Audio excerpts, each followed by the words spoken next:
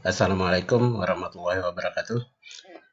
Baik, ini adalah materi terakhir saya untuk perkuliahan ilmu kulahan dan perpetaan semester ini. Materi terakhir saya adalah pengukuran di atas peta. Ada beberapa parameter yang nantinya akan kita ekstrak atau kita ukur secara langsung di atas sebuah peta. Dalam hal ini adalah tentu saja asumsinya kita menggunakan peta kertas ya. Karena kalau peta digital, kita melakukan pengukuran di atas peta tidak memerlukan rumus-rumus. Kita langsung saja klik tools tertentu, maka akan langsung terukur baik itu posisi, jarak datar, luas dan sebagainya bisa diukur secara otomatis di atas peta digital. Nah, jadi yang diajarkan di sini adalah pengukuran di atas peta dalam artian peta manual atau peta kertas ya. Nah, eh, teknik ini memang kalau kita di kantor atau di lab mungkin tidak begitu terpakai, apalagi zaman sekarang di mana semua peta sudah menggunakan teknologi digital, sehingga pengukuran bisa dilakukan secara otomatis. Akan tetapi jika kasusnya kalian berada di tengah hutan, kemudian membawa peta kertas, karena peta digital ada kelemahan ya, kalau nggak ada aliran listrik atau baterainya habis misalnya di HP kita, ya peta digital nggak berfungsi lagi. Satu-satunya harapan kita adalah peta kertas gitu atau peta analog. Nah, jika di tengah hutan atau keadaan tertentu yang memaksa kita harus melakukan pengukuran di atas peta kertas, nah mau tidak mau kita harus menguasai teknik-teknik atau rumus-rumus dalam melakukan pengukuran di atas peta nantinya.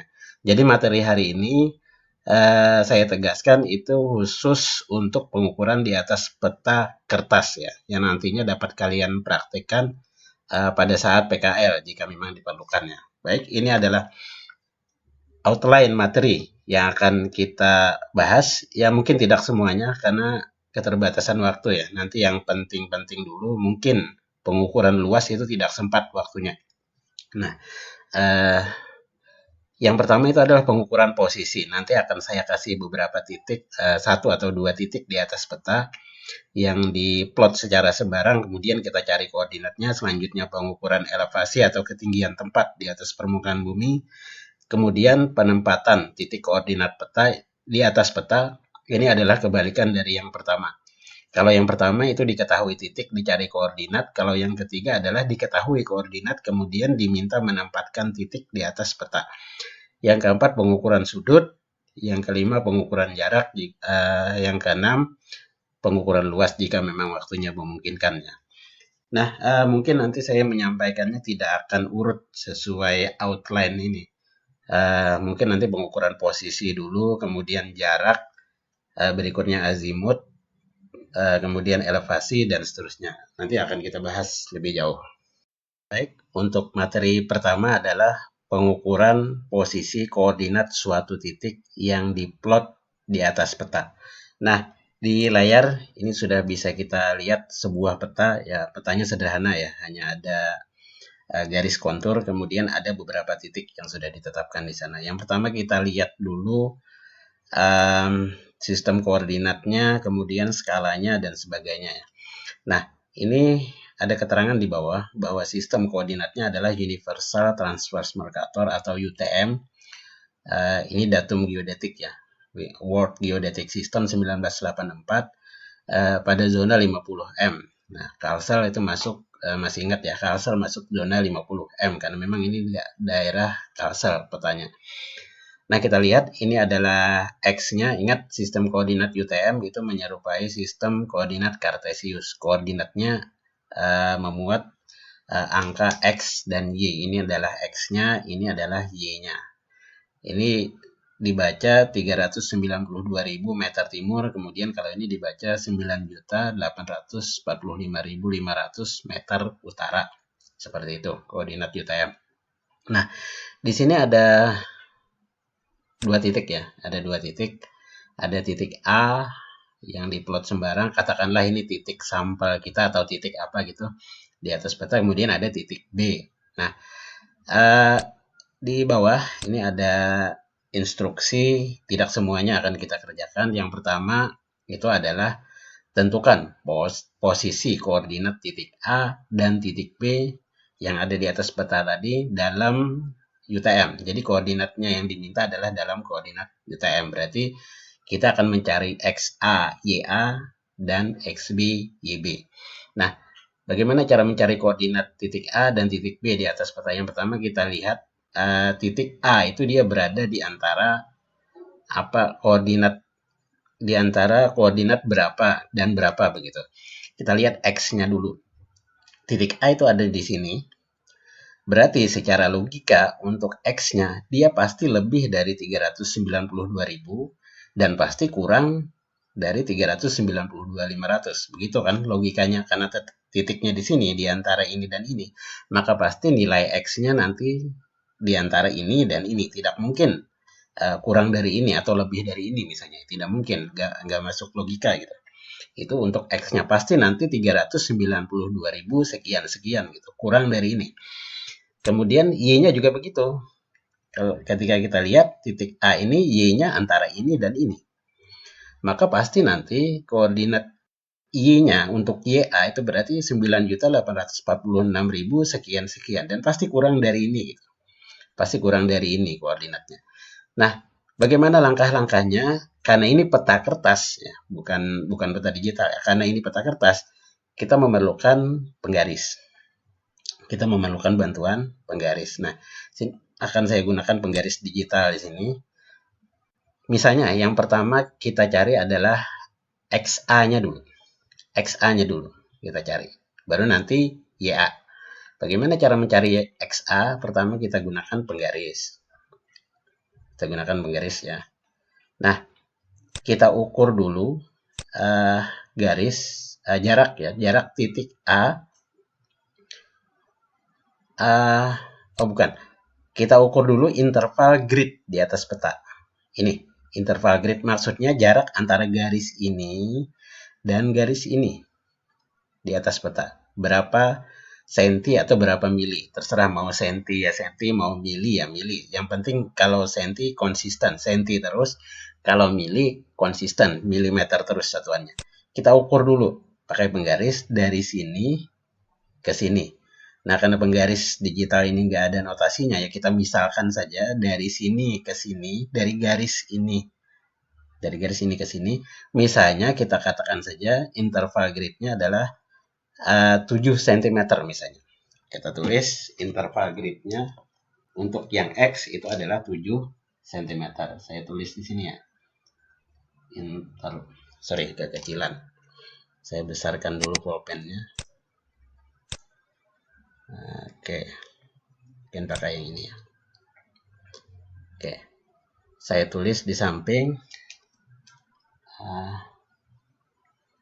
interval grid sama dengan 7 cm atau 70 mm. Seperti itu dulu. Ini adalah jarak dari sini ke sini. Jarak lurus ya. Harus lurus. Nggak boleh penggarisnya miring begini. Nggak boleh. Harus lurus seperti ini. Dari sini, garis ini ke garis ini. Terserah ngukurnya mau di sini atau di bawah sini ya, sama saja. Nah, kemudian kita ukur jarak titik A dari titik tengah ini, dari pusat ini ke grid kiri, jadi ke garis ini. Pada jarak lurus ya, nggak boleh miring begini ya. Harus lurus, kita luruskan penggarisnya, kemudian kita ukur dari sini ke sini berapa senti. Karena tadi sudah senti, ya harus senti juga. Kalau tadi mili, harus mili juga. Jadi konsisten. Nah, sekarang kita ukur dari sini ke sini berapa senti. Misalnya saja, jaraknya adalah dari sini ke sini, jaraknya katakanlah 6 misalnya. 6 cm. Yang pasti nggak mungkin 7 ya, nggak akan lebih dari 7. Jarak A dari grid kiri sama dengan 6 cm. Seperti itu. Nah, sudah dapat interval gridnya, sudah dapat jarak titik A ke kiri, sudah dapat juga. Nah, kemudian langkah selanjutnya adalah kita lakukan perhitungan XA. Bagaimana caranya? XA, pertama kita cari dulu interval grid di lapangan. Ini tadi interval grid di atas peta ya. Interval grid di atas peta itu maksudnya dari sini ke sini diukur pakai penggaris. Dapat 7 cm, itu interval grid di peta. Terus interval grid di lapangan bagaimana cara mencarinya? Interval grid di lapangan adalah ini kurang ini. 392.500 dikurang 392.000. Maka dapatnya adalah 500 meter. Jadi interval grid di lapangan sama dengan 500 meter, seperti itu. Interval grid di lapangan adalah 500 meter. Nah, langkah selanjutnya adalah baru bisa kita menghitung XA. Bagaimana cara menghitung XA? XA itu sama dengan 392.000. Dari mana ini? Ini adalah nilai grid kirinya. Ini 392.000 ini adalah nilai grid kirinya. Ingat, ini adalah nilai ini, diambil dari ini. Bukan ini ya, salah kalau yang ini. Ini, apalagi ini salah juga.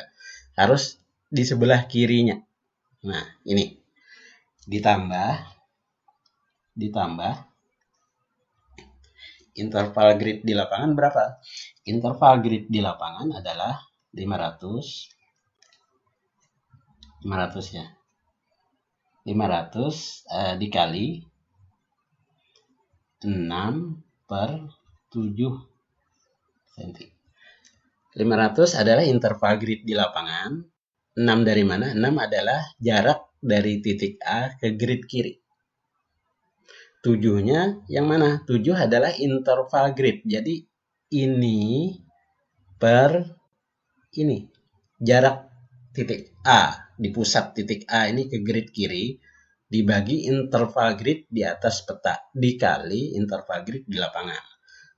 Nah, yang pertama harus dihitung adalah 6/7. Ini berapa? Kemudian dikali 500 ya. Saya hitung dulu. 392.000 ditambah 500 kali. Kita hitung pakai kalkulatornya. 6/7. Oke, sama dengan 0,857. Oke, kita singkat aja dikali 0,857. Sekarang 500 kita bulatkan ya. 0,857 dikali 500 sama dengan 428. Kita bulatkan saja 429 ya. Karena itu meter. Jadi 428,5 meter. Gak apa-apa kita bulatkan. 429 hanya melenceng setengah meter. Berarti 392.000 ditambah 400 berapa tadi? 429 ya. 429 meter sama dengan 392.429. Inilah XA. Kalau mau ditulis lengkap meter timur. Nah, sudah dapat XA-nya. Koordinat. Nah, kita evaluasi.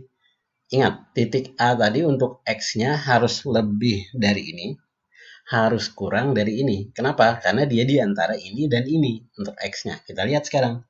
Apakah 392.429 ini lebih dari ini? Ya, benar. Terus apakah kurang dari ini? Ya, benar. Kalau perhitungan kita ternyata kurang dari ini, salah. Atau perhitungan kita lebih dari ini, salah juga. Gitu. Oke, sekarang lanjut untuk Y-nya. Caranya sama. Untuk Y caranya sama. Hanya saja kita ukur jarak titik A dari grid di atas ataupun di bawah. Nah, sama. Yang pertama harus dilakukan adalah mengukur interval grid di atas peta. Dari sini Karena Y adalah vertikal, maka antara garis ini dan garis ini harus lurus penggarisnya. Terserah mau di sini kah, di sini kah, di sini kah, ngukur terserah. Mau di ujung tepi peta ini ya boleh juga. Nah, misalnya saya ukur di sini berapa sih dari sini ke sini? Katakanlah sama ya. Sama 7 cm gitu. Umumnya sih sama. Interval X dan Y itu umumnya sama. Tapi ada peta yang berbeda. Nah, untuk memastikan ya diukur saja. Diukur. Biasanya sih sama. Kalau interval X-nya 7, Y-nya juga 7 cm begitu. Cuman tidak ada salahnya diukur. Misalnya sama, kita anggap sama. Jadi interval gridnya dari sini ke sini 7. Oke, sama. Sekarang kita ukur jarak titik A dari pusat titik A ke grid di bawahnya. Jadi kalau X tadi ke sini, ini ke sini, ke bawah sini. Dan harus lurus, nggak boleh miring begini. Harus lurus penggarisnya. Oke, kita ukur dari sini ke sini berapa senti. Misalnya saja, misalnya jarak. Saya tulis ini jarak A dari grid bawah. Bawah sama dengan 2 cm ya, biar gampang. Saya tulis saja 2 cm, misal.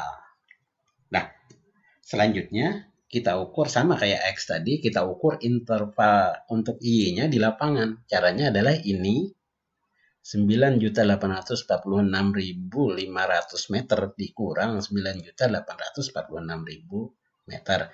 Sama ya, ini kurang ini ya sama 500 gitu. Jadi interval grid di lapangan 500 meter, seperti itu. Nah, selanjutnya kita hitung YA-nya.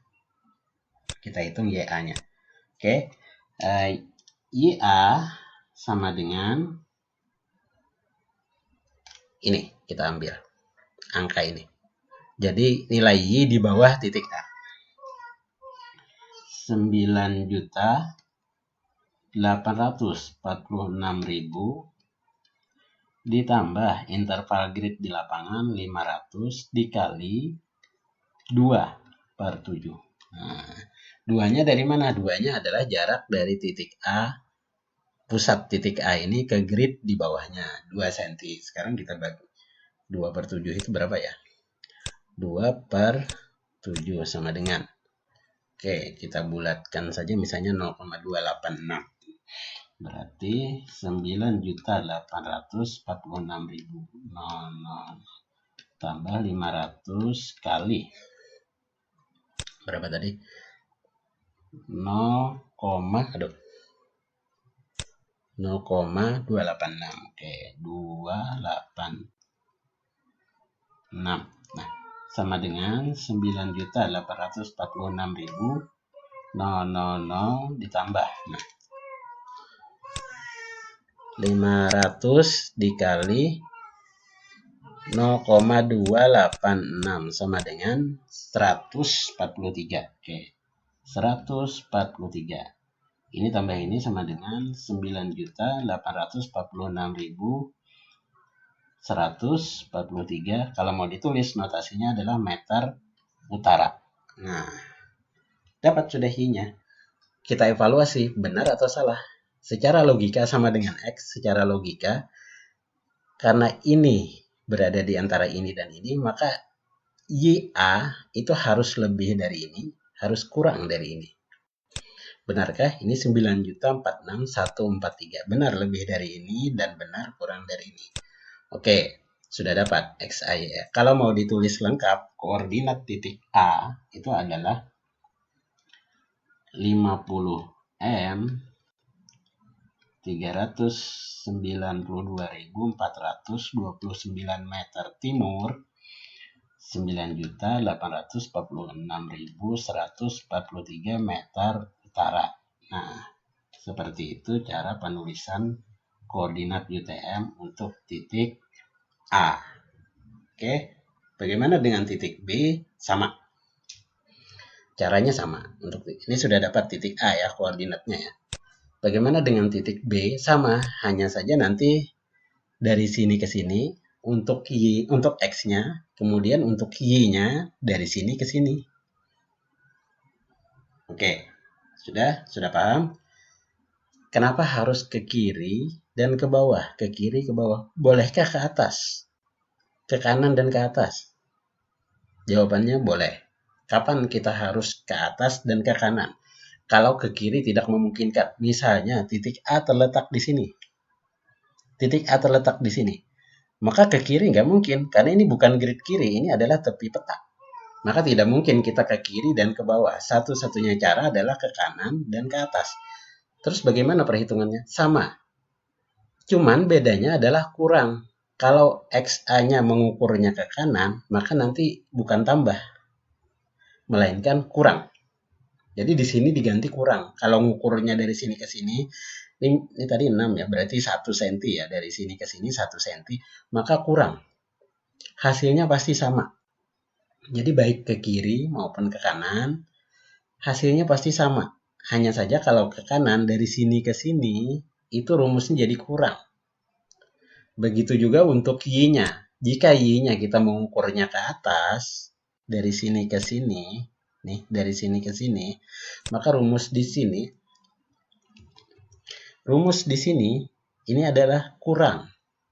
Nanti pasti hasilnya tetap sama ya, tetap sama. Kalaupun ada perbedaan itu biasanya karena ketelitian mengukur atau pembulatan bilangan, itu saja. Oke, mudah-mudahan jelas. Kalau ada yang mau ditanyakan, nanti ditanyakan di grup WhatsApp ya. Baik, untuk pengukuran koordinat titik A, saya contohkan titik A saja ya, karena kalau titik B nanti waktunya kepanjangan. Yang pasti caranya sama. Nah, baik untuk pengukuran titik di atas peta, caranya seperti itu. Nanti kita lanjut ke pengukuran yang lain. Baik, sebelum masuk ke materi berikutnya yaitu pengukuran jarak datar di atas peta, ada koreksi sedikit untuk pengukuran posisi tadi ya. Tadi saya mengatakan kalau boleh ya mengukurnya ke atas dan ke kanan. Cuman kalau kita ukur ke atas atau ke kanan, untuk XA misalnya kita ukur titik A ini ke kanan, maka rumusnya menjadi kurang ya. Bukan tambah lagi. Tetapi angkanya bukan ini. Bukan ini. Angkanya adalah yang diambil yang sebelah kanannya. Jadi kalau untuk menghitung XA, jarak A ini diukur ke grid kanan, maka ininya jadi kurang. Tetapi ini diambil yang ini. Bukan yang ini. Oke. Sama dengan Y-nya juga, ketika kita mengukurnya ke atas, maka ini menjadi kurang. Rumusnya bukan tambah. Ini diganti kurang, tetapi ini, angka ini bukan yang ini, melainkan yang di atasnya ya. Melainkan yang di atasnya. Nah, angka ini digunakan kalau kita mengukur dari sini ke sini. Rumusnya jadi tambah. Demikian juga Y-nya. Ketika kita ukur ke bawah, maka rumusnya jadi tambah dan angka yang dipakai adalah ini, seperti itu. Kemana kita mengukur, angka itu yang dipakai. Ketika diukur ke atas, angka ini yang dipakai. Tapi kalau ke atas, kurang. X-nya juga ketika ke kanan, kurang. Baik, seperti itu ya. Tadi kelupaan sedikit menjelaskan ini. Angkanya tidak boleh yang ini kalau kita ukur ke kanan. Tidak boleh yang ini, harus diambil yang ini. Dan rumusnya menjadi kurang 500 kali berapa gitu, dari sini ke sini per ini, seperti itu. Baik, kita masuk ke materi berikutnya, yaitu mengukur jarak datar antara titik A dan titik B. Jarak datar yang dimaksud tentu saja jarak datar di lapangannya, tapi bukan jarak lapangannya. Jarak datar di lapangan dengan jarak lapangan itu berbeda. Kalau jarak datar di lapangan ya mengukurnya menggunakan peta atau menggunakan koordinat, itu jarak datar. Jadi di lapangan itu dianggap medannya datar. Tapi kalau jarak lapangan itu seperti kalian naik motor dari Banjarbaru ke Mandiangin, kemudian kalian lihat jarak tempuhnya di speedometer sepeda motor kalian. Nah, itu jarak lapangan yang terukur. Tapi kalau nanti pengukurannya menggunakan GPS atau diukur di atas peta, maka jarak dari Banjarbaru ke Mandiangin yang terukur adalah jarak datar. Jadi yang diukur di sini adalah jarak lapangan, tetapi di atas jarak di lapangan, tetapi di atas bidang datar begitu. Nanti jarak lapangan beda lagi. Jadi jaraknya jarak datar, jarak yang tidak terpengaruh oleh topografi. Tentu saja dalam pengukuran jarak datar, koordinat titik A dan titik B harus diketahui terlebih dahulu. Nah, bagaimana cara ngukurnya sudah kita bahas di bagian terdahulu, yaitu koordinat titik A dapatnya segini dari perhitungan kita di materi sebelumnya, di bahasan sebelumnya. Ini adalah koordinat titik A. Nah, koordinat titik B dengan cara yang sama seperti titik A, kita temukan koordinat titik B seperti ini. Dia 391 sekian, kemudian 9.845.000 sekian. Pasti koordinat B itu untuk X-nya antara ini dan ini. Kemudian untuk Y-nya antara ini dan ini. Kalau lebih dari ini atau kurang dari ini ya salah koordinatnya. Nah, ada cara yang lebih mudah untuk mengukur koordinat titik A, jarak datar ya, bukan koordinat. Cara yang lebih mudah untuk mengukur jarak datar dari titik A ke titik B tanpa menggunakan koordinatnya itu langsung diukur pakai penggaris. Dari sini ke sini berapa senti begitu. Kemudian lihat skala peta. Itu cara yang paling mudah. Nah, skala petanya adalah 1/10.000. Nah, ini mudah diingat ya. Kalau ini berarti 1 senti di atas peta sama dengan 10.000 senti di lapangan. 10.000 senti itu berapa sih? 1 meter sama dengan 100 senti. Berarti 10.000 senti bagi 100 sama dengan 100 meter. Artinya 1 senti di peta sama dengan 100 meter di lapangan. Kalau skalanya 1/100.000. Sehingga ketika kita ukur dari sini ke sini misalnya 9 cm, misal ya, dari titik ini ke sini 9 cm pakai penggaris, berarti kita kali 100, berarti 900 meter jarak titik A ke titik B di lapangan. Nah, itu cara yang mudah, pakai penggaris, ukur pakai penggaris berapa senti lalu dikali skala. Oke, tapi bukan itu yang kita bahas, karena itu mudah, cukup penggaris ya. Nah, yang akan kita bahas adalah perhitungan tentu saja. Kenapa sih harus perhitungan gitu kan mudah, ini perhitungan kan susah, kenapa harus pakai rumus-rumus gitu. Toh pakai penggaris kan bisa. Titik sini ke sini dikali skala dapat, nggak usah pakai rumus susah-susah. Oke, kalau peta gampang. Bagaimana kalau GPS? Tidak ada peta. Jadi bayangkan Anda tak punya peta, kemudian Anda survei 2 titik. Anda ambil titiknya di sini, koordinat titik di sini pakai GPS. Kemudian dapat koordinatnya X, Y-nya dalam UTM. Kemudian Anda survei di sini, di atas gunung sini, dapat koordinatnya dalam UTM, ini dapat koordinat, ini dapat koordinat. Berapakah jarak titik A ke titik B? Anda tidak punya peta. Apa yang mau diukur? Pakai penggaris nggak bisa, karena peta tidak ada. Anda mengambil koordinat ini, katakanlah di lapangan. Nah, mau tidak mau, harus menggunakan rumus. Kalau kasusnya seperti itu, Anda dapat koordinat 2 titik tanpa peta. Mau tidak mau, harus menggunakan rumus. Kalau peta gampang, penggaris main. Oke, tapi kalau hanya koordinat, penggaris nggak bisa main. Nah, di kuliah minggu kemarin, 2 minggu yang lalu ya, sudah saya jelaskan sebenarnya bagaimana cara mengukur jarak datar ke di atas peta. Karena ini koordinatnya UTM, maka dia terletak di atas bidang datar. Kalau dia terletak di atas bidang datar, maka berlaku teorema Pythagoras ya. Maka untuk mengukur jarak datar dari titik A ke titik B, rumusnya adalah di sini saya notasikan saja sebagai D ya. Jarak datar saya notasikan D. Nah, ini jarak, distance. Jarak ini sama dengan XB min XA kuadrat ditambah YB min YA kuadrat akar. Oke, ini adalah teorema Pythagoras. Maksudnya adalah ini kurang ini kuadrat, kemudian ditambah ini kurang ini kuadrat.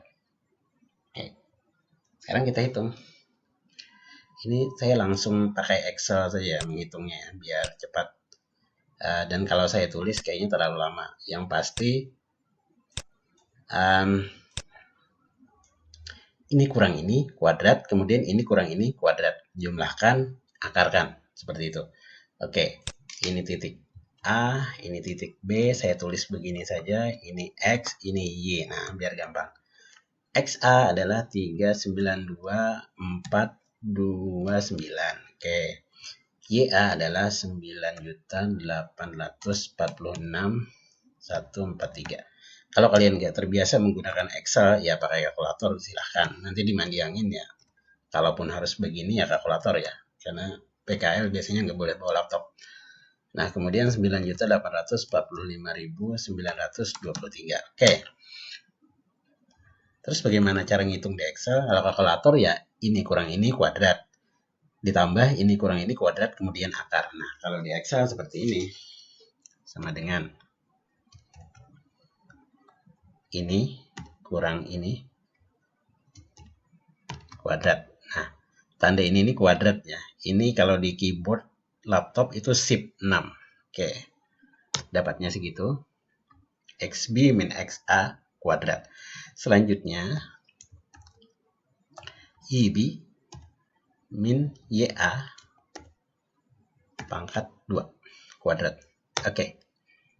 Dapat. Selanjutnya jumlahkan ini tambah ini. Kalau kalkulator biasanya ini dicatat kemudian dijumlahkan. Oke. Terakhir baru diakarkan. Kalau mengakarkan di Excel gampang ya. SQRT square root. Jadi sama dengan SQRT kurung buka kemudian klik ini. Kurung tutup. Kalau di kalkulator ya simbol akar ya. Akar dari itu kemudian enter. Nah, dapat 912 meter.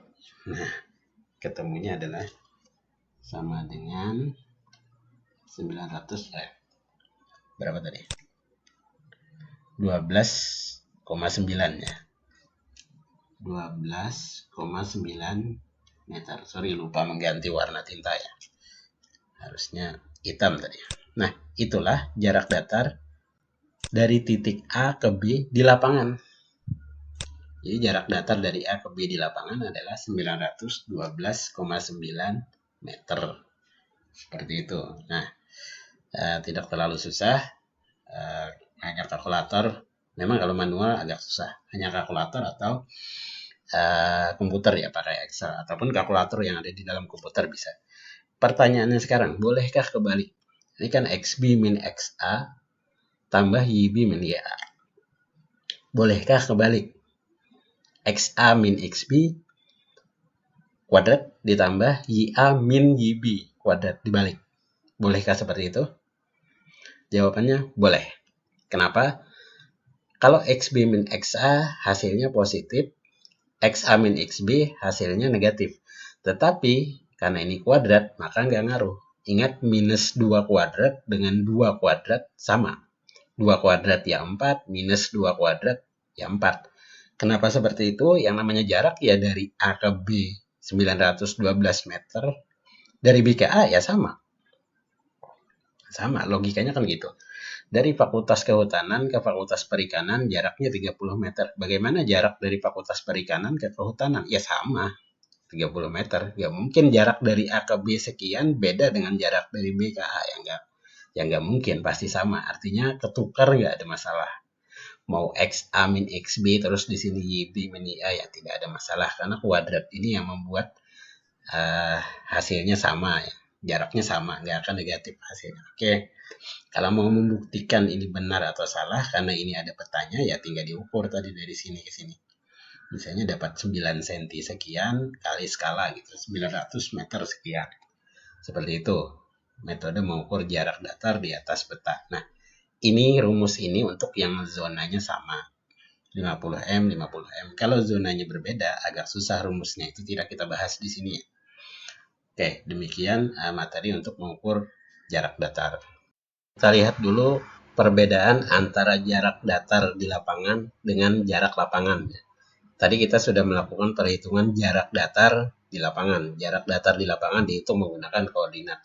Beda dengan jarak lapangan. Kalau jarak datar di lapangan tidak terpengaruh oleh yang namanya topografi. Sementara jarak lapangan itu terpengaruh topografi. Jadi ketika kita mengukur jarak datar seperti tadi, jangan dibayangkan itu adalah jarak tempuh di lapangan. Tidak seperti itu ya. Jarak datar bukan jarak tempuh. Kalau jarak tempuh itu akan mengikuti topografi.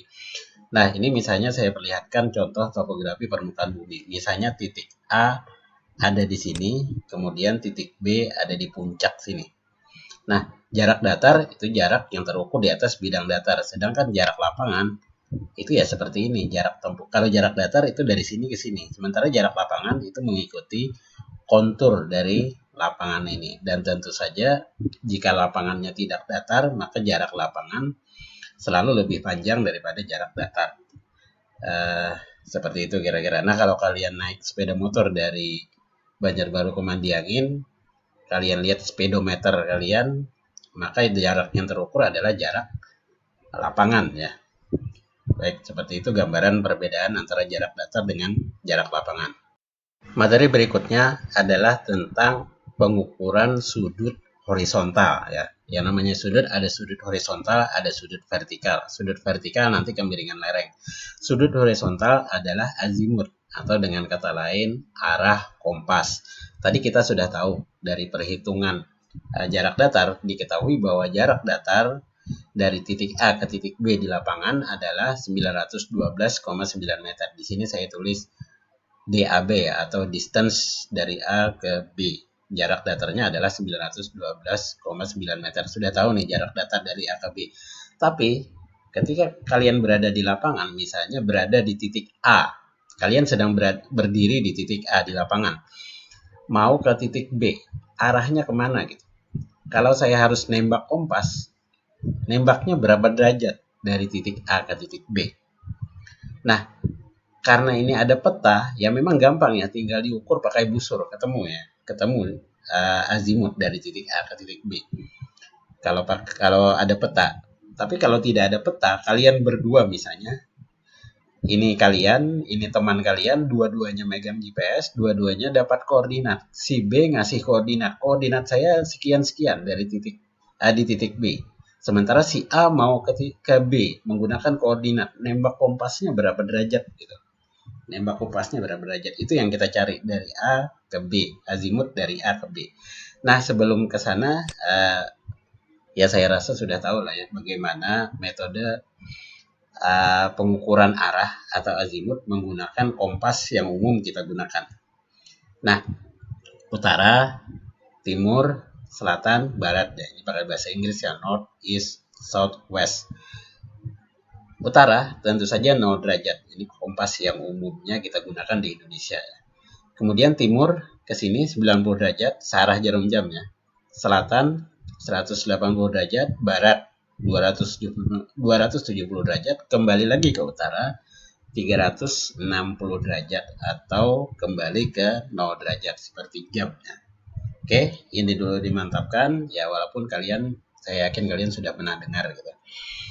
Nah, dalam pengukuran azimut kita mau tidak mau harus paham dengan yang namanya trigonometri ya, sinus, kosinus, tangen dan sebagainya. Kalau tidak paham itu ya tidak bisa melakukan azimut. Nah, ingat dalam matematika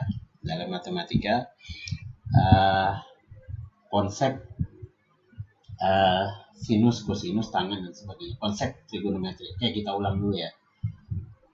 Dalam matematika ini adalah sumbu Y, ini adalah sumbu X. Kemudian ada sudut garis seperti ini dan ada sudut ke sini. Kita katakan ini sudutnya misalnya alfa. Oke, simbolnya alfa. Nah, ini dari sini ke sini adalah X, begitu kan di matematika ya. Dari sini ke sini itu adalah Y. Sementara dari sini ke sini ini biasanya ditulis R. Nah, ini review atau refreshing kembali konsep trigonometri, karena kalau tidak memahami ini tidak bisa kalian melakukan pengukuran azimut atau sudut horizontal. Nah, mungkin kalian masih ingat, ini alfa. Sin alfa itu sama dengan I per R. Jadi panjang ini dibagi panjang ini. Itu adalah sin alfa. Kemudian cos alfa itu adalah X per R. Oke. X ini dibagi R ini, panjang ini dibagi panjang ini. Itu akan ketemu sin alfa. Bagaimana dengan tangan? Tangan alfa itu adalah Y per X. Oke. Ini per ini. Oke. Jelas? Tapi itu di matematika ya. Itu di matematika. Nah, Karena matematika itu 0 derajatnya di sini, 90 derajatnya di sini 180 derajat, di sini 270 derajat, seperti itu.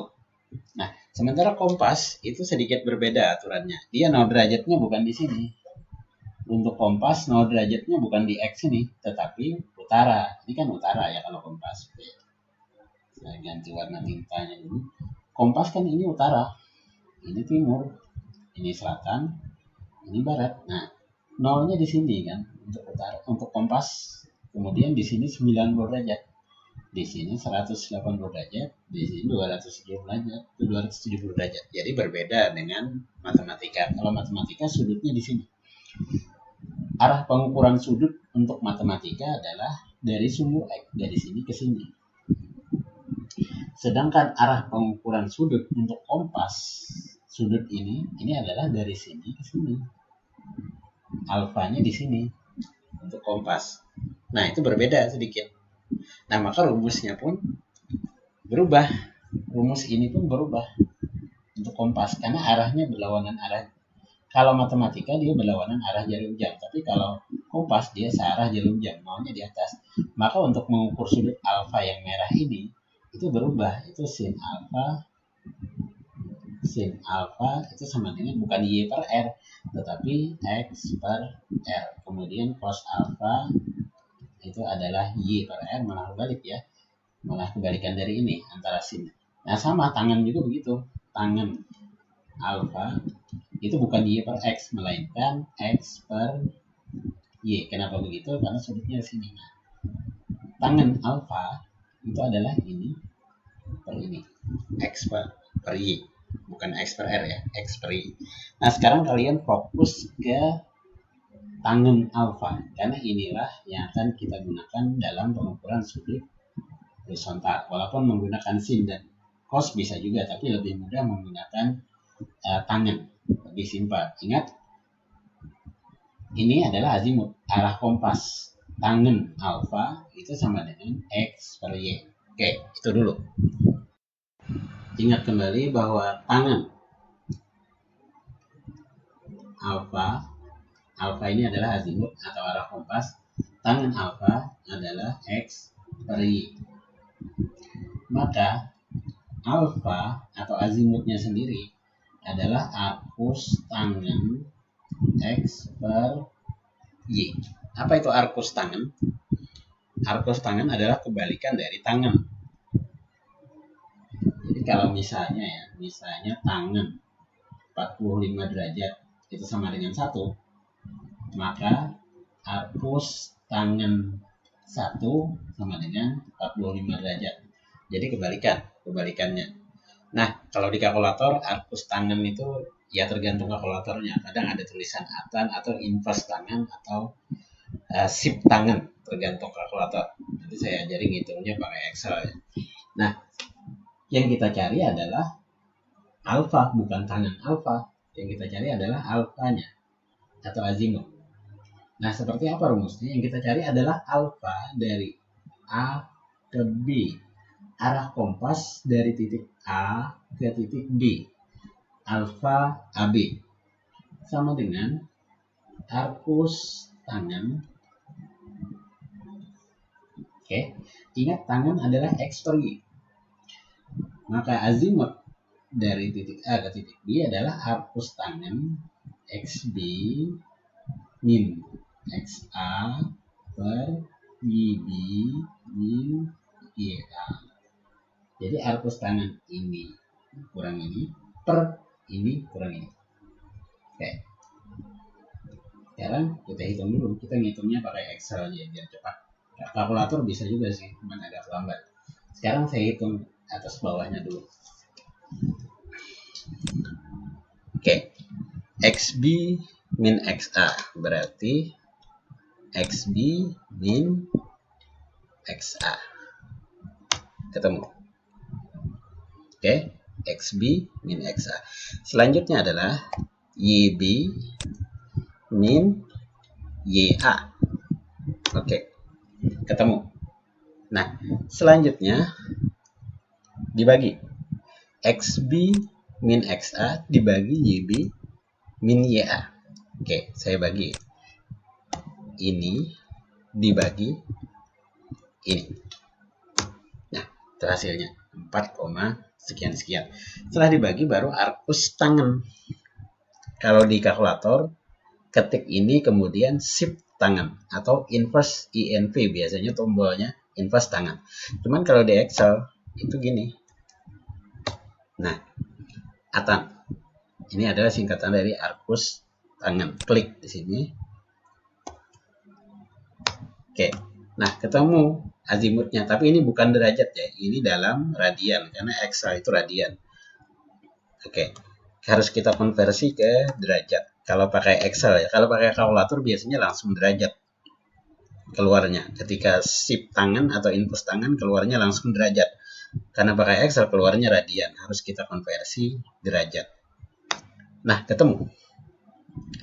Azimut dari titik A ke titik B adalah 76 derajat. 76, sekian derajat. Oke. Azimut dari titik A ke titik B. Nah, sekarang mari kita lihat apakah benar azimut dari titik A ke titik B 76 derajat. Kalau petanya kertas itu membuktikannya pakai kompas ya, membuktikan pakai perhitungan. Oke, sekarang kita gambar garisnya dulu.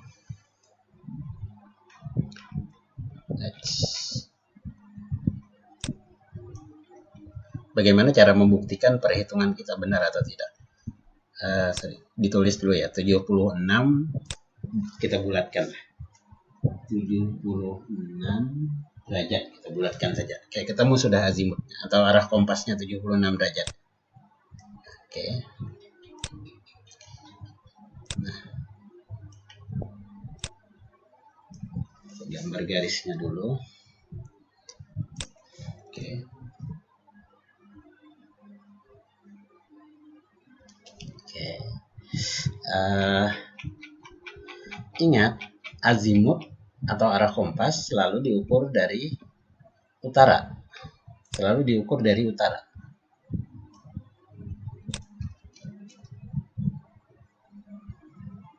Oke. Nah, ini adalah utara. Ini adalah arah utara. Ingat, azimut itu dari sini. Nah, alfa.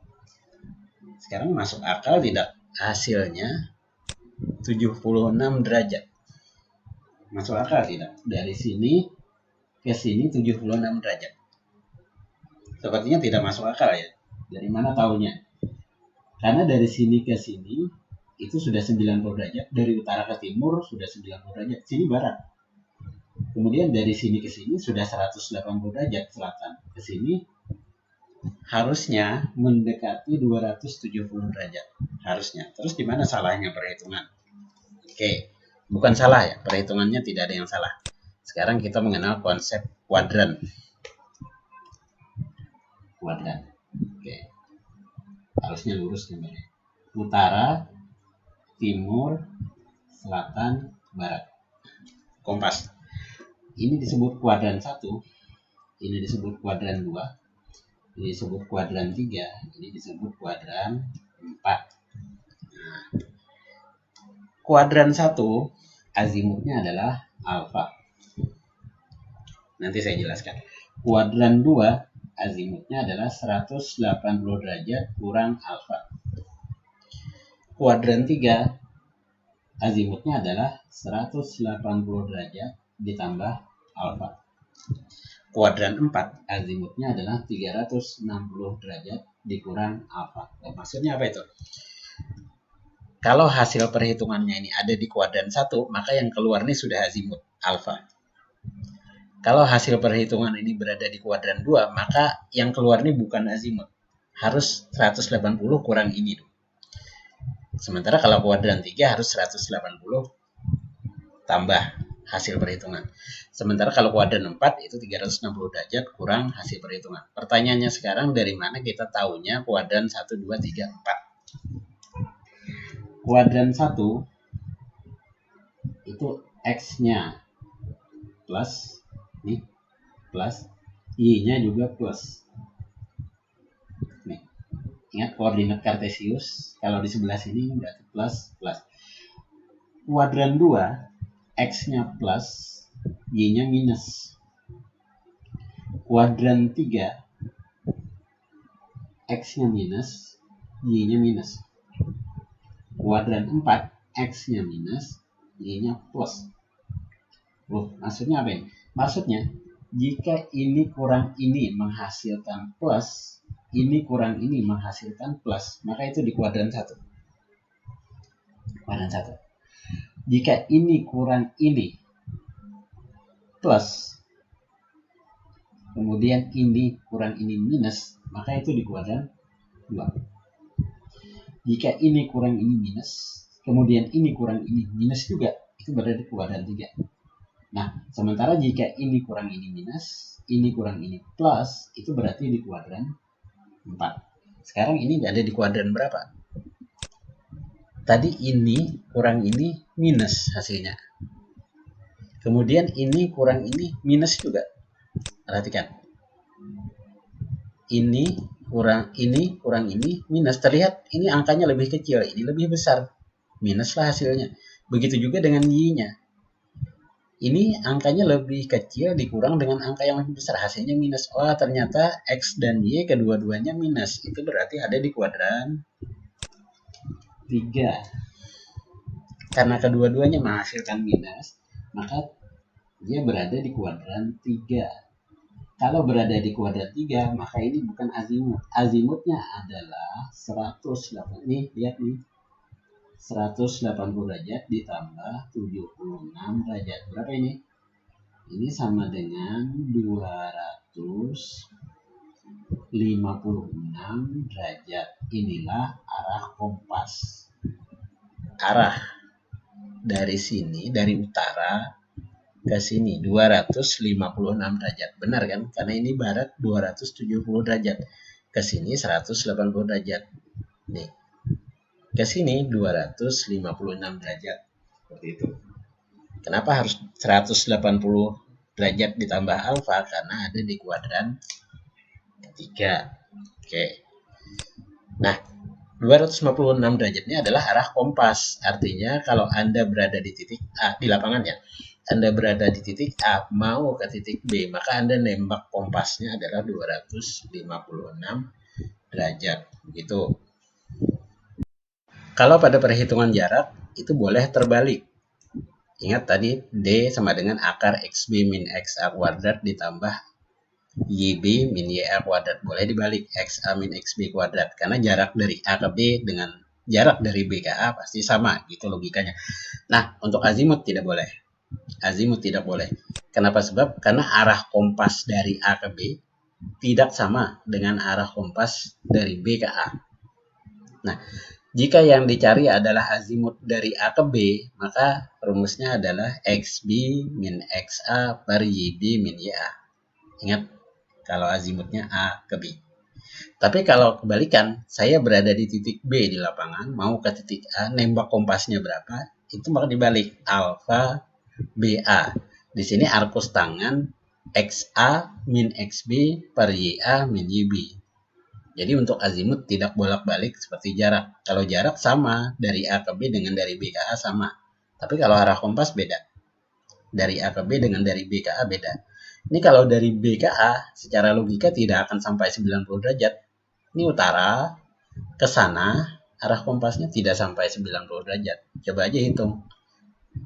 Karena ini dikurang ini hasilnya positif. Ini dikurang ini hasilnya positif. Berarti ya berada di kuadran 1. Maka hasil perhitungannya otomatis langsung alfa gitu atau azimut. Kalau dia berada di kuadran 1.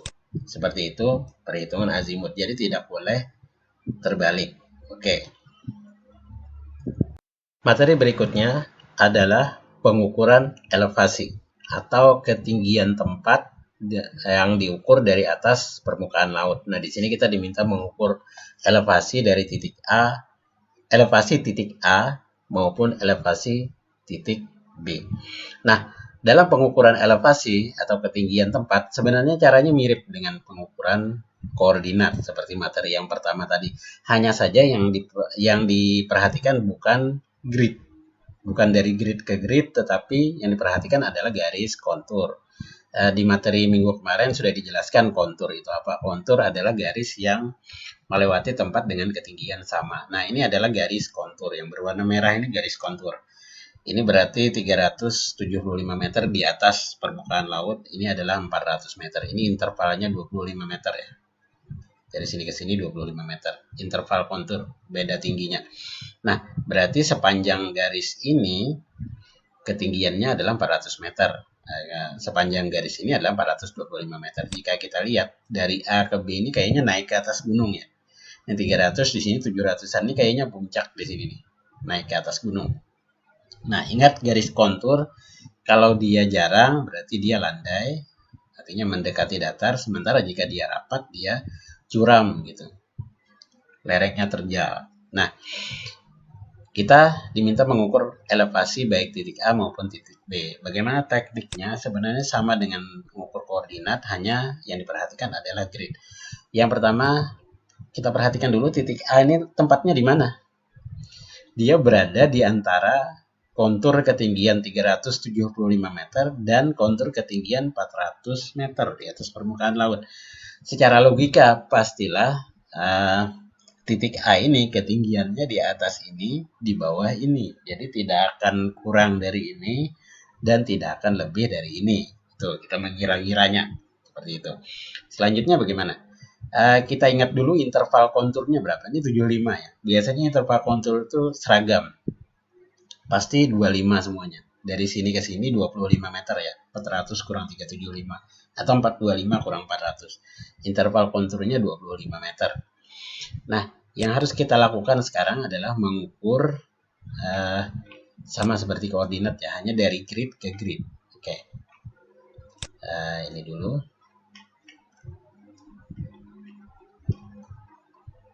Oke. Yang pertama harus dilakukan adalah mengukur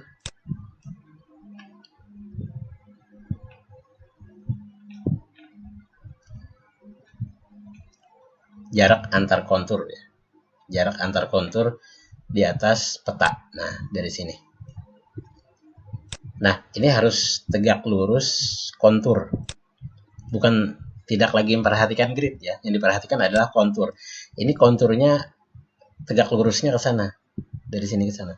Kalau begini miring. Bayangkan kalian naik di lapangan, naik gunung dari sini ke sini melewati titik A, maka naiknya adalah ke sana. Maka di penggaris ini diluruskan searah medan, searah kontur. Nah, selanjutnya diukur jarak dari sini ke sini melewati titik A, melewati titik pusat dari titik A. Berapa? Dari sini ke sini. Bukan titik A-nya yang diukur, tapi antar kontur. Dari kontur ini ke sini, tapi harus melewati titik A. Tidak boleh di sini.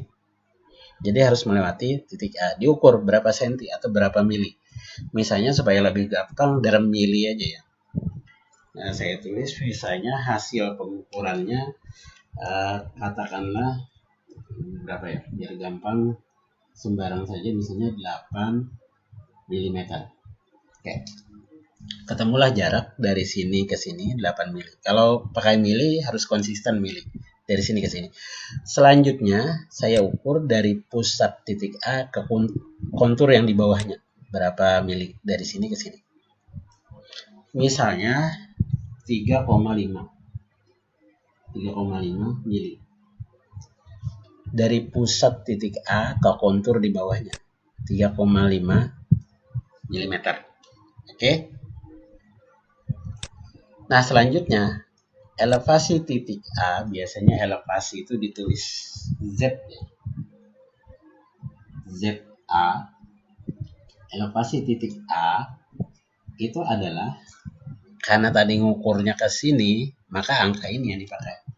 375 ditambah 25. 25 itu apa? 25 adalah interval kontur tadi. Nih, interval kontur dari sini ke sini, dari sini ke sini pasti sama. 25 meter dikali sama kayak apa? Menghitung posisi, yang hitung koordinat. 3,5 per 8. Oke, ini per ini. Nah, sekarang saya hitung 3,5 per 8, segitu hasilnya. Ini dikali 25. Oke, langsung ya. Saya bulatkan saja misalnya 11. Ini bisa dibulatkan 11 ya. Berarti sama dengan 375 ditambah 11. Berapakah ini hasilnya? Sama dengan 386 meter di atas permukaan laut. Berarti ketinggian titik A di atas permukaan laut adalah 386 meter. Apakah ini lebih dari ini? Ya. Apakah ini kurang dari 400? Ya. Berarti perhitungannya benar. Titik A, ketinggian tempatnya diukur dari permukaan laut adalah 386 meter. Boleh kamu ukurnya ke sini? Bukan ke sini, boleh. Tapi nanti angka yang dipakai adalah 400 dan di sini kurang. Jadi 400 kurang berapa jarak dari sini? Dari sini ke sini. Seperti itu. Nah, titik B bagaimana? Caranya sama. Ukur dulu dari kontur ini ke sini berapa, misalnya 5 mili, kemudian dari sini ke sini berapa, atau dari sini ke sini berapa. Lihat, kalau grid kita perhatikannya kiri kanan, tapi kalau kontur perhatikan naiknya kemana. Ini kan naiknya ke sana ya. Berarti kalau diukur ke sini, dia harus tambah. Kalau diukur ke sini harus kurang, karena ini naik. Ke sana naik gunung. Oke, seperti itu kira-kira. Materi berikutnya adalah mengukur sudut vertikal atau kemiringan lereng. Ingat tadi sudut horizontal adalah azimut atau arah kompas. Nah, sekarang sudut vertikal atau kemiringan lereng. Kalau sudut horizontal di lapangan diukur dengan kompas, maka sudut vertikal di lapangan diukur dengan klinometer. Nah, kalian sudah belajar menggunakan klinometer walaupun untuk mengukur tinggi pohon ya dalam mata kuliah biometrika hutan. Nah, klinometer itu sebenarnya mengukur sudut vertikal. Nah, umumnya kita di kehutanan itu menggunakan satuan kemiringan lereng dalam persen. Kalau tidak dalam persen ya dalam derajat. Baik, kita jelaskan dulu konsep kemiringan lereng itu seperti apa. Nah, ini titik A di lapangan, ini adalah titik B di lapangan. Nah,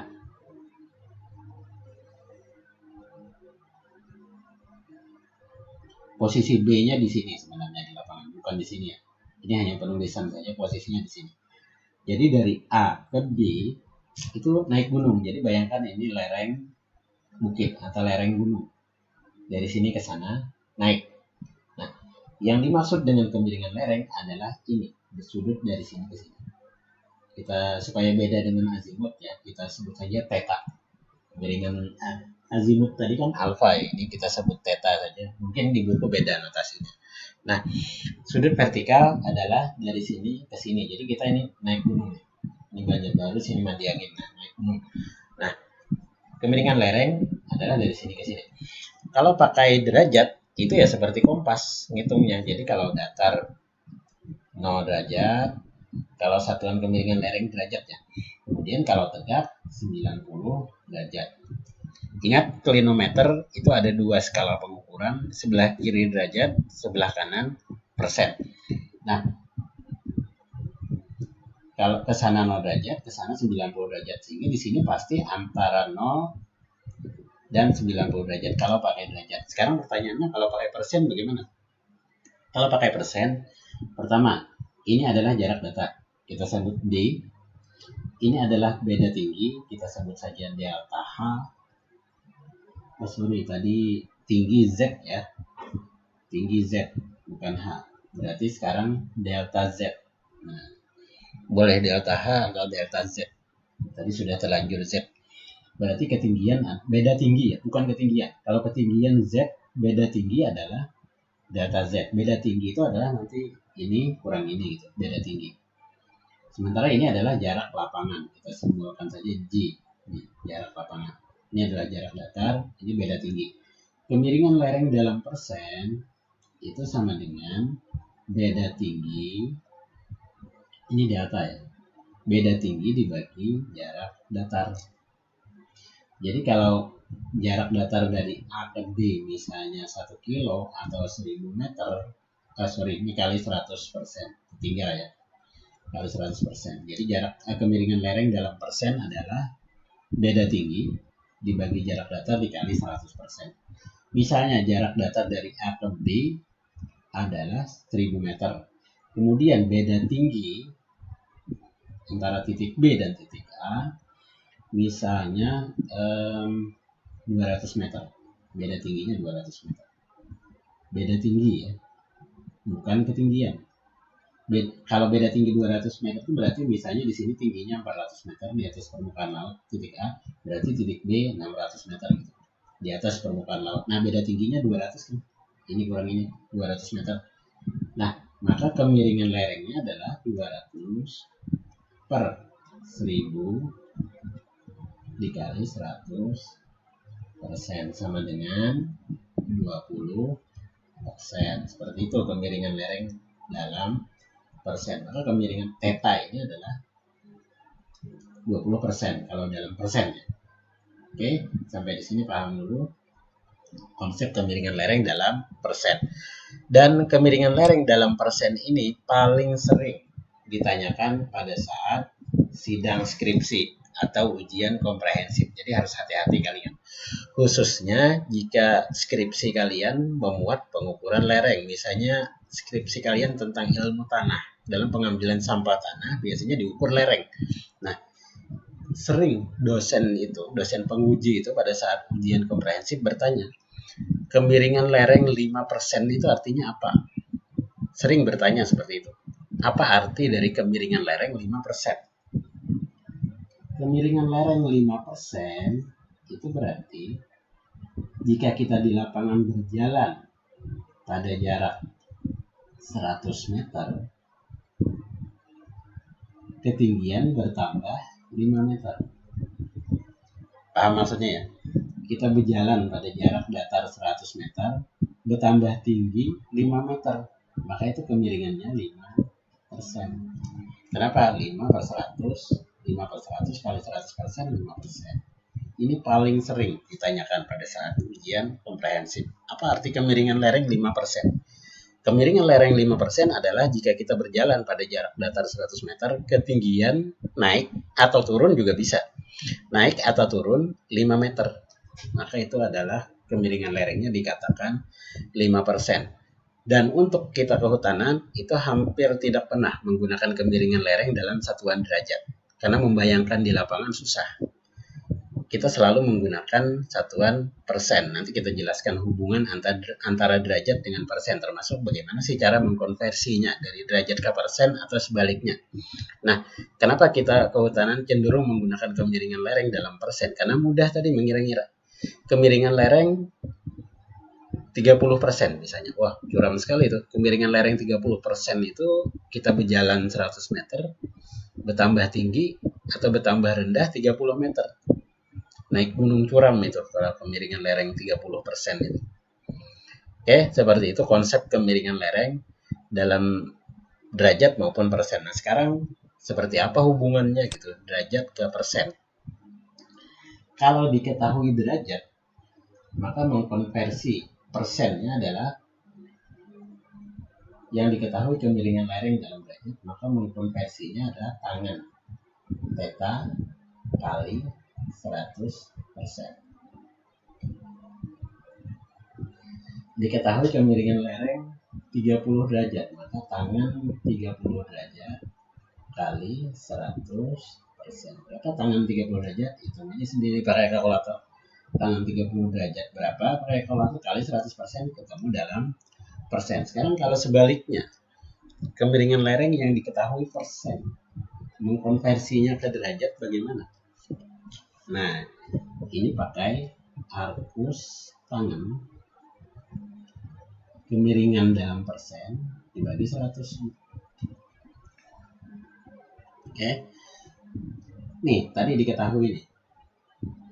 Nih. Diketahui kemiringan lereng 5%. Berarti arkus tangan 5 per 100. Oke. Di kalkulator 5 bagi 100 berapa? pencet shift tangan atau arkus tangan, ketemu kemiringan lereng dalam derajat. Jadi itu hubungannya ya, hubungannya dari persen ke derajat atau dari derajat ke persen. Tapi sekali lagi ini kok alfa, salah, theta bukan alfa ya, alfa tadi azimut, theta yang benar. Nah, dalam derajat ini kemiringan lereng dalam derajat nyaris tidak pernah digunakan dalam kehutanan kecuali untuk keperluan tertentu yang sifatnya spesifik. Kita selalu menggunakan dalam persen. Alasannya ini tadi, mudah mengira-ngira di lapangan. Kalau kemiringan lereng 30 derajat susah, kecuali kalau 90 derajat mudah ya. Ada gunung batu misalnya tegak, setegak pohon, berarti 90 derajat kemiringan lerengnya, paling itu. Atau datar 0 derajat. Tapi kalau sudah antara 0 dan 90 derajat itu susah mengira di lapangan berapa derajat sih. Tapi kalau persen mudah. Saya sudah berjalan 100 meter kok tempatnya serasa bertambah tinggi 2 meter ya. Oh berarti 2% kemiringan lereng. Seperti itu kira-kira. Kenapa kita menggunakan persen. Nah, oke, itu konsep dasarnya sebelum kita melakukan perhitungan real di data kita. Tadi kita sudah berbicara konsep sudut vertikal atau kemiringan lereng. Nah, sekarang praktek. Kita diminta mengukur kemiringan lereng dari titik A ke titik B. Perhatikan dari A ke B ini adalah naik gunung. Tadi kita sudah belajar menghitung elevasi titik A. Nah, dengan cara yang sama diketemukan elevasi titik B. Misalnya titik B adalah 763 meter. Sekarang kita hitung kemiringan lereng dari titik A ke titik B. Dalam persen dulu. Kita hitung dalam persen dulu. Tadi jarak datar dari titik A ke titik B adalah 912,9 meter. Ingat, berarti theta AB, kemiringan lereng dari A ke B dalam persennya, berarti beda tinggi delta Z dibagi DAB dikali 100%. Beda tingginya berapa? Beda tingginya adalah 763 kurang 386. Elevasi titik B dikurang elevasi titik A dibagi jarak datar 912,9 meter dikali 100%. Nah, oke, kita hitung. 763 dikurang 386 sama dengan 377 ya. Sama dengan 377 meter beda tinggi ya. Berarti beda tinggi dari titik A ke titik B adalah 377 meter dibagi 912,9 dikali 100%. Oke. Berapa itu? Ini dibagi 912,9 0,4, kita singkat aja 0,4 ya, kita bulatkan, sama dengan 0,4. Wah curang juga ini, dikali 100%. Nah ini sama dengan 40%. Nah, itulah kemiringan dari titik A ke titik B dalam persen. Ini sangat curam. Kalau dalam perencanaan hutan ini harus masuk hutan lindung nih, 40%. Sangat curam kategorinya, miring sekali. Oke, itu dalam persen. Kalau dalam derajat bagaimana? Kalau dalam derajat walaupun jarang dipakai, tapi kita hitung dalam derajat. Oke, kemiringan lereng dalam derajat theta AB, terus saja dalam derajat. Ini ngarang simbolnya, sama dengan beda arkus tangan beda tinggi per jarak datar. Tadi sudah ketemu di sini ya, 377 ini beda tinggi 912,9.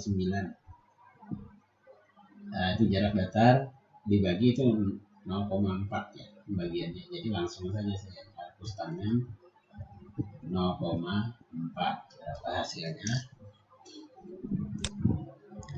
sama dengan atan 0,4 konversi ke derajat. Oke, 21,8 derajat. 21,8 derajat. Sudut dalam derajat. Bisa membayangkan dengan busur 21,8 derajat. Begini. Titik A, saya tulis di sini naik. Titik A ke titik B naik. Udah dari sini ke sini pakai busur.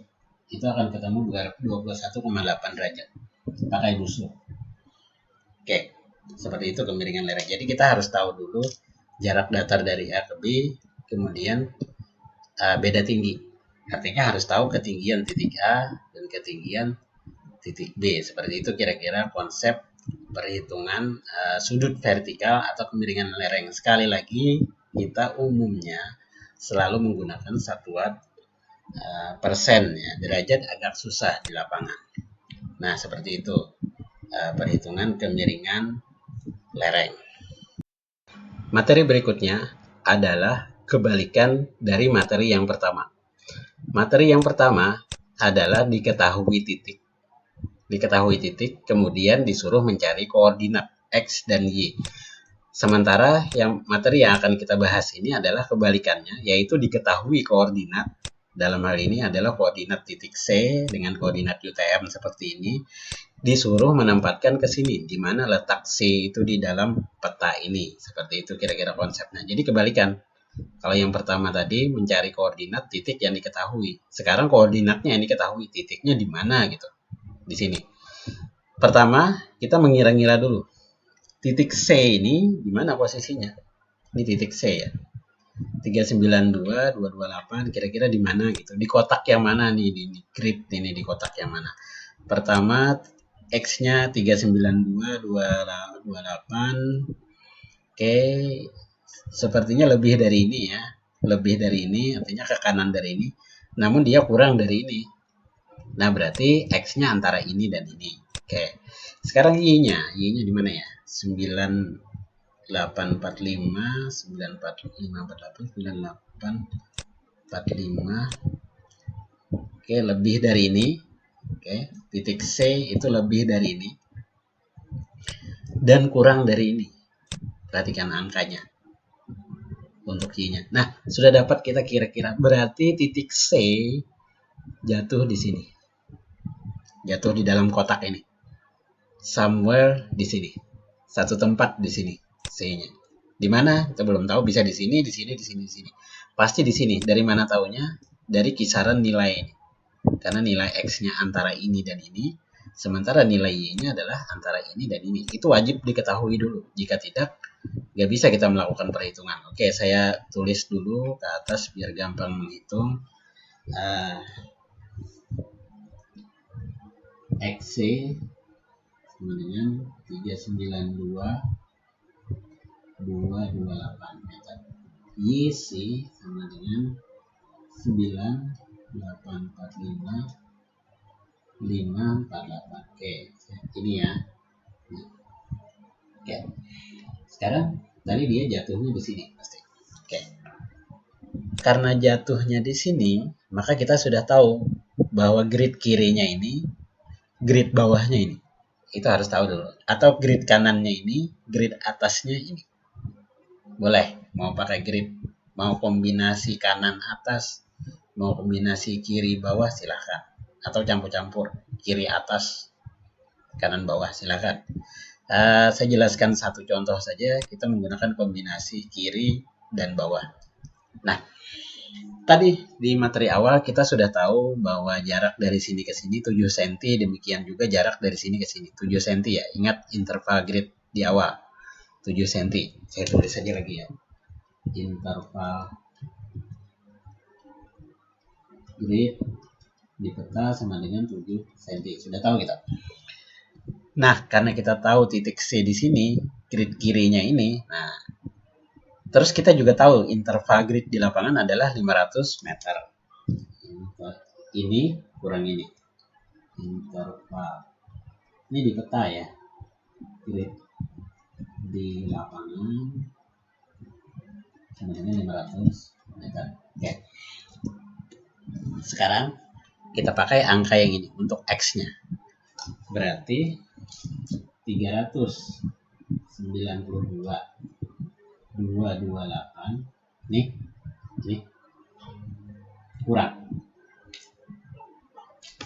kurang nih 392.000 dibagi 500 dikali 7 cm. Berapa itu hasilnya? 7 adalah ini, 500 adalah ini. Sama dengan berapa? Ini kurang ini adalah 228 ya. Ini kurang ini 228. Oke, kita tulis saja sama dengan 228 per 500 kali 7 cm. Sebenarnya saya langsung hitung aja. 228 per 500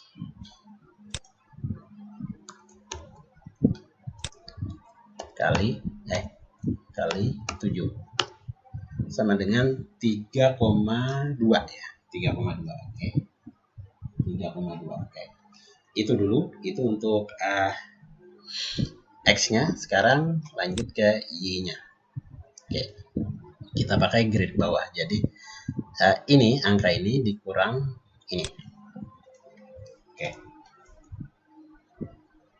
9.845.548 dikurang 9.845.500 per 500 dikali 7 cm sama dengan ini kurang ini adalah 48 per 500 dikali 7 cm sama dengan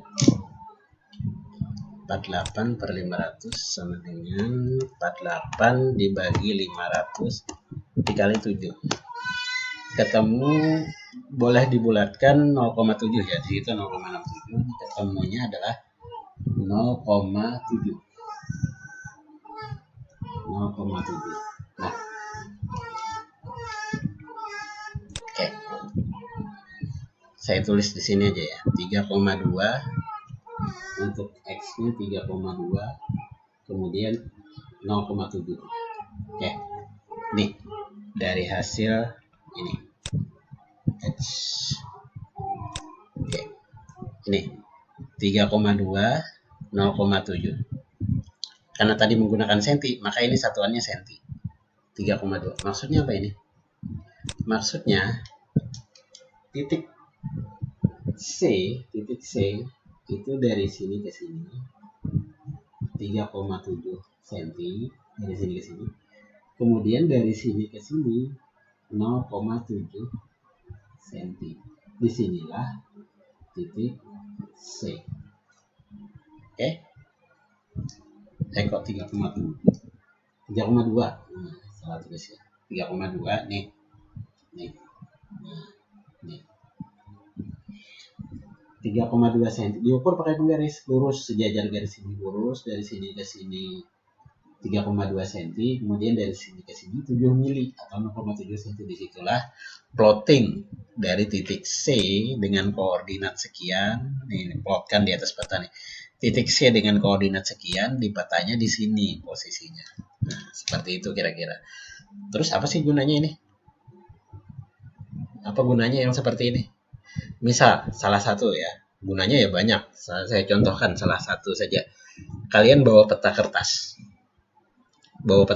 di lapangan dan GPS. Kalian bawa peta kertas dan GPS. Kemudian sampai di dalam hutan. Terus kalian yang megang GPS dan peta, sementara kata bos atau komandan survei, tolong cek posisi kita di atas peta di mana. Gimana caranya? Anda ambil koordinat pakai GPS, dapat koordinatnya, terus Anda plotkan ke atas peta. Kayak apa caranya? Ya ini caranya. Dulu saya sering seperti itu. Ketika di lapangan, bawa peta, buka peta, kadang di atas mobil bukanya, buka peta, hidupkan GPS, ketemu koordinat, disuruh ngecek posisi kita di mana sih? Oh, ternyata di sini. Masih jauh dari lokasi tambang, bisa di sini lokasi tambang. Seperti itu kira-kira salah satu kegunaannya. Kalian bawa peta kertas, bawa GPS. Nah, oke. Kalau ada pertanyaan, tanyakan di grup WhatsApp.